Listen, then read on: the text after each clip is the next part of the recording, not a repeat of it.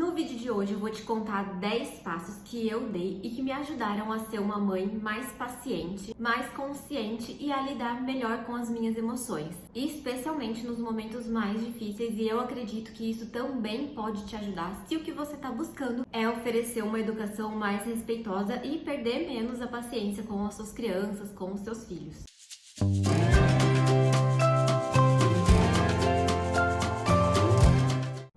Oi pessoal, tudo bem com vocês? Se você está chegando agora por aqui, eu sou a Carol Janiro, eu sou mãe, sou psicóloga e eu falo a respeito de desenvolvimento infantil, criação de filhos e primeira infância especialmente. E se você está nesse vídeo, eu tenho certeza que você está trilhando o caminho de construir uma relação mais consciente com as suas crianças, uma criação mais respeitosa, olhando com mais cuidado para aquilo que você está construindo com a sua criança, com os seus filhos, certo? Eu também estou trilhando esse caminho todos os dias, eu poderia te dizer. E uma coisa que eu preciso te dizer também é que isso, essa busca por essa relação mais respeitosa aí com as crianças, não vai nos deixar livres de enfrentar momentos em que vai sim ser muito difícil lidar com as nossas emoções e em alguns momentos chegar no nosso limite, no nosso esgotamento, falhar como pais, como mães, como cuidadores, cuidadoras, perder a paciência. E aí você pode me dizer, mas Carol, como assim? Eu venho aqui pra aprender a ter mais paciência e você me diz que eu vou falhar mesmo, que é assim, que não tem jeito, que não tem o que fazer? E calma que não é isso, mas o que eu quero deixar claro pra você, pra acalmar o seu coraçãozinho, os nossos corações, é que nós somos sim seres humanos, nós vamos falhar, vamos errar em algum momento, isso vai acontecer, por mais que a gente esteja ali exercitando nossas mais altas habilidades de paciência, e nós estejamos mesmo num processo cada vez mais consciente em relação às nossas emoções, em relação à relação com a nossa criança ali, nós vamos falhar, nós não estamos livres de cometer erros, mas o nosso foco precisa estar naquilo que a gente vai fazer a partir desses erros, como a gente pode melhorar o nosso entorno e as nossas emoções, o nosso interior também, que a gente pode evoluir e crescer com isso. E como eu te disse, eu também estou nesse processo cada vez mais consciente, é um processo mesmo de aprendizado, mas sim, eu também erro, eu também falho, eu também tenho muito o que crescer, o que aprender. E se a gente fica se culpando ali a cada falha que a gente comete, a cada erro que a gente comete, a gente acaba meio que se conformando e falando pra gente mesmo, é assim mesmo que as coisas são, é difícil mesmo, não tem como melhorar, é impossível fazer alguma coisa em relação a isso, eu sou assim mesmo, as situações são assim mesmo, a vida é assim mesmo, não tem nada que eu possa fazer com isso. E não é bem assim, na verdade não é nada disso, a gente pode sim fazer algumas coisas práticas em relação às nossas emoções, ao nosso entorno, para cultivar, para trabalhar a nossa habilidade de paciência, nosso autoconhecimento em relação às nossas emoções e melhorar muito a relação, o cotidiano ali com as nossas crianças.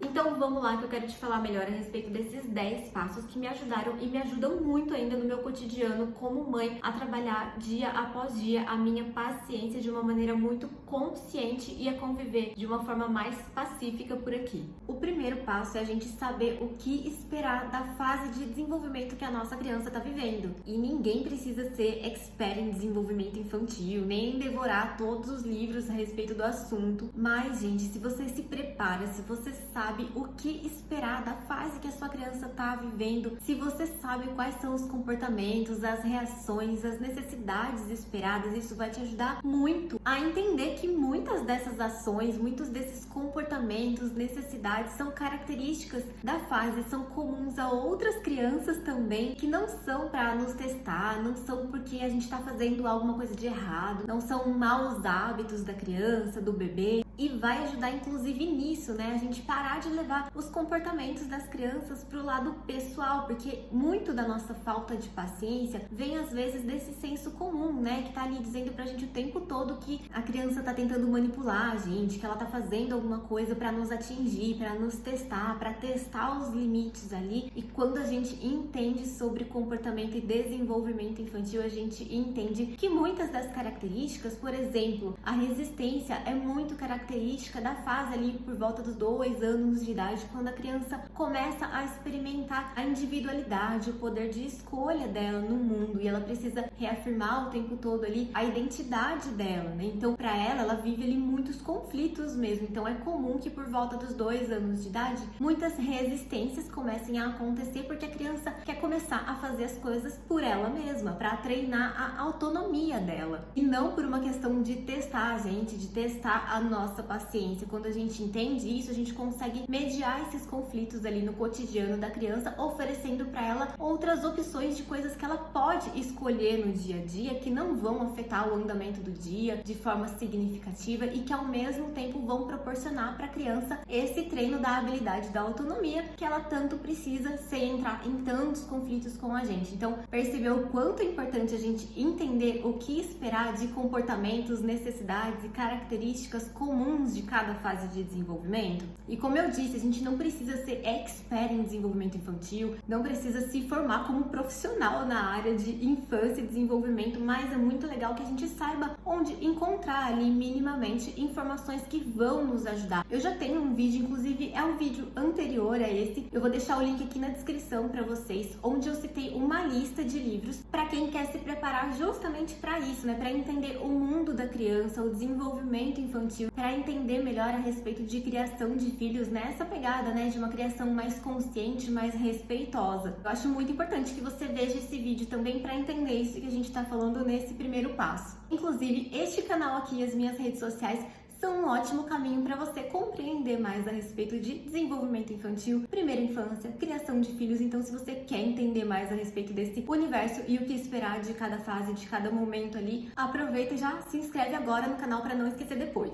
Segundo passo que pode ajudar muito a trabalhar mais a paciência no dia a dia ali com as crianças é, se possível, receber apoio. Eu sei que nem todo mundo conta com o que seria ideal de uma rede de apoio, com uma ajuda extra para lidar com a criança, não só com a criança, né, com as demandas dela, mas também com todas as outras demandas que a gente sabe que são muitas e, se somadas, realmente são uma grande sobrecarga pra gente. Mas na medida do possível é legal a gente tentar se preparar para isso, né, preparar uma rede de apoio ou preparar de alguma forma, tentar delegar algumas funções, algumas tarefas que não precisam ser responsabilidade exclusivamente nossas, né? Que outras pessoas possam fazer, que outras pessoas possam nos ajudar. Não tenha medo, não tenha vergonha de pedir ajuda, porque hoje você pede ajuda, amanhã você ajuda outra pessoa, e é assim mesmo que a gente forma e fortalece uma rede de apoio. Se você pode, se planeje com serviços que possam te ajudar com as rotinas da casa e também nos organizar em relação ao cardápio da semana, deixar algumas comidas congeladas. Então, assim, alguns pequenos ajustes que a gente faz, tanto na nossa rotina quanto no nosso orçamento mesmo, deixar de investir em algumas coisas, de enxoval, por exemplo, e investir em outras que a gente sabe que vão aliviar a nossa rotina, podem fazer muita diferença no final ali no nosso cotidiano, quando aquele acúmulo de tarefas pode ser aliviado de uma forma ou de outra, e isso tira um grande peso das nossas costas. E sim, tem reflexo também na paciência que a gente vai ter, porque a demanda da criança por atenção e pela nossa presença ali, física mesmo e emocional, também é muito grande. Então, quando a gente consegue deixar algumas pequenas arestas aparadas no nosso dia, na nossa rotina, isso já alivia uma grande carga. Terceiro passo, estabelecer de verdade as suas prioridades e abrir mão do que você realmente pode abrir mão.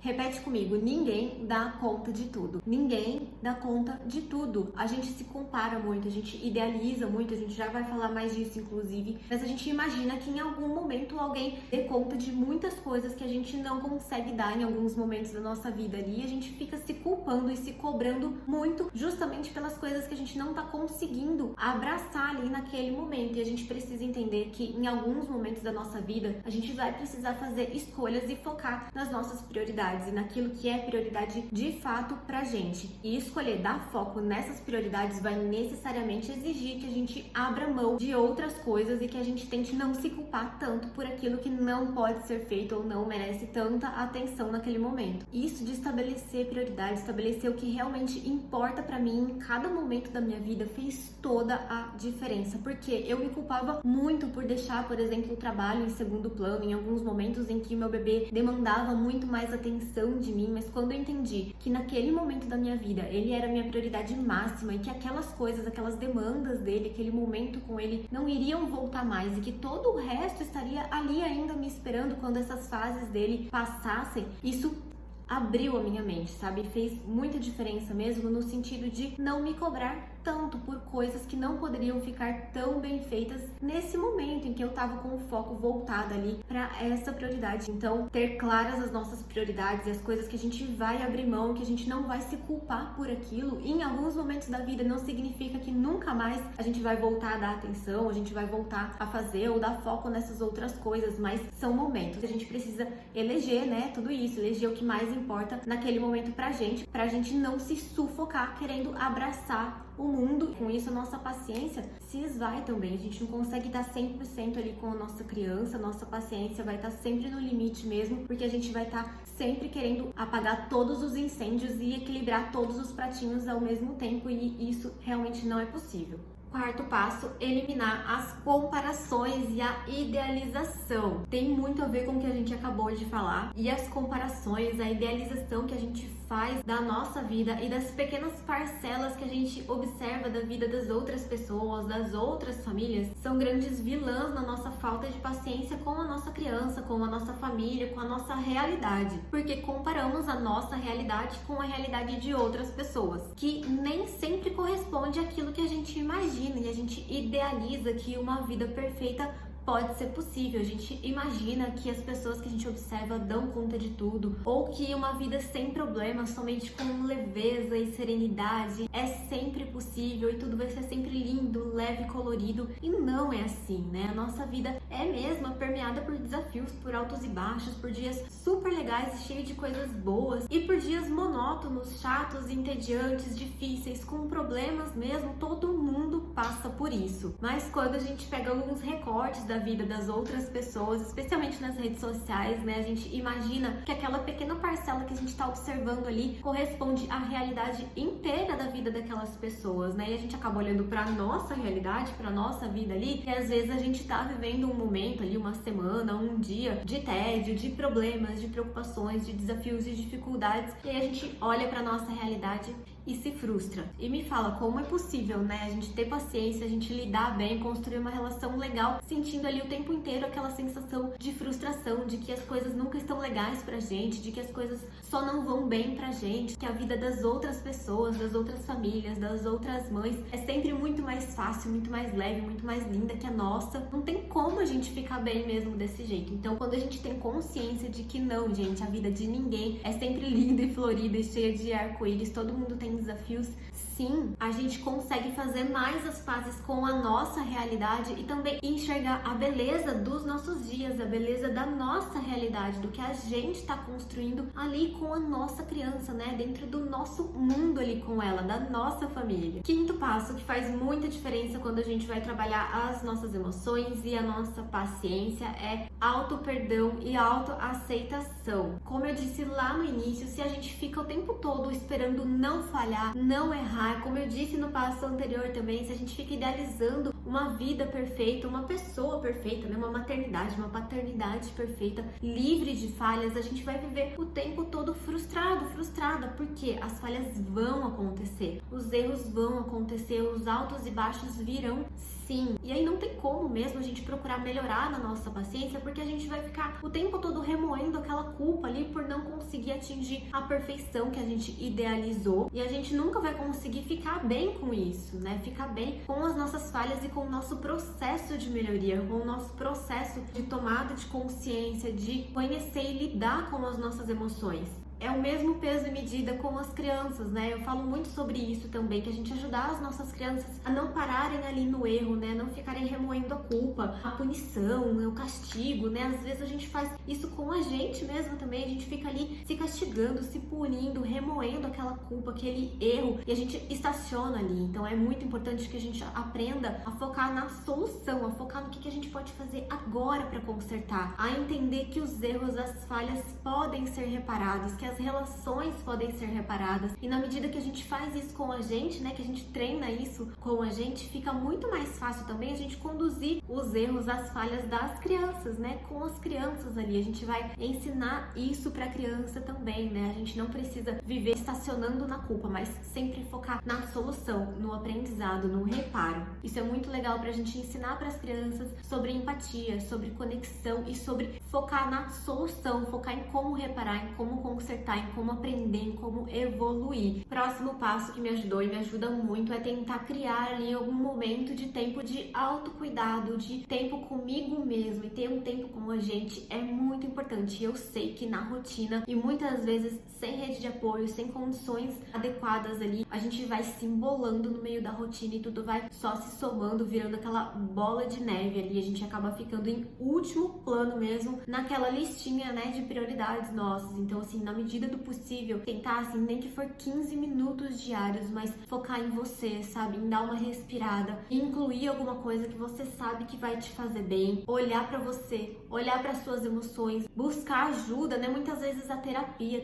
é tão importante, tão preciosa para tantas pessoas, para tantas mães, para tantas famílias, faz muita diferença no autoconhecimento das emoções, na válvula de escape também para essas emoções. Eu sempre lembro daquela analogia da máscara de oxigênio no avião, né? Que a orientação é sempre a gente colocar, em caso de emergência, em caso de necessidade, a nossa máscara de oxigênio primeiro, para depois ajudar as outras pessoas a colocarem as delas. Então é exatamente isso. A gente precisa respirar também. Como que a gente vai conseguir exercitar a nossa paciência com outra pessoa, com a nossa criança, se a gente nem se tolera, se a gente nem se aguenta, se a nossa paciência com a gente, né, tá sempre no limite, tá sempre pra explodir. Então, foco em olhar pra dentro também. O próximo passo tem a ver com planejamento mesmo e organização, que é criar uma rotina. E eu não tô falando de quadro de rotina, tabela de horários fixos e tarefas rígidas, né? E dias rígidos também, não precisa de toda essa rigidez. Mas quando a gente não tem um planejamento, né? Quando a gente não estrutura ali o que a gente quer do nosso dia, da nossa semana, o que a gente tem pra fazer, o que a gente já fez, a gente olha pro nosso dia, pra nossa semana e parece que a gente não fez absolutamente nada, né? Que não rendeu nada. E às vezes a gente passou o dia fazendo várias coisas, a semana fazendo várias coisas e mesmo assim a gente termina com aquela sensação de que não fez nada. Então, por isso que eu acho tão importante a gente anotar, né, escrever, pra gente olhar para as coisas que a gente tá conseguindo fazer, né, e não colocar tarefas rígidas, muito exigentes no nosso dia, na nossa rotina, coisas que não tem a ver com a nossa realidade, com as nossas possibilidades naquele momento e a gente terminar o dia, a semana super frustrada. Então, tirar da sua cabeça as milhões de preocupações que ficam ali rodando e colocar no papel, né, como se você tirasse mesmo, né, dos seus pensamentos, daquela sobrecarga mental, tudo aquilo que você precisa fazer e você coloca aquilo ali num planejamento, nem que seja muito extenso mesmo, né, ao longo de vários dias, porque esse planejamento precisa estar de acordo com a sua realidade, com as suas possibilidades, daquilo que você pode fazer sem se frustrar e sem também chegar no limite da exaustão ali. Isso pode ajudar muito você a trabalhar mais a sua paciência, sim, no seu dia a dia, porque a gente elimina, sabe, aquele peso de que eu precisava estar fazendo outra coisa, eu precisava estar produzindo, eu tô aqui com a minha criança agora, mas eu tinha que fazer tal coisa, eu tinha que fazer outra coisa, e a gente sabe, né, que a nossa cabeça é assim mesmo, fica rodando em mil tarefas, em mil pensamentos, e a gente parece que nunca consegue estar 100% presente ali, inclusive spoiler no próximo passo que a gente vai conversar, mas tirando toda essa sobrecarga mental e colocando num planejamento, colocando numa lista de tarefas, delegando também, né, na medida do possível, isso pode nos ajudar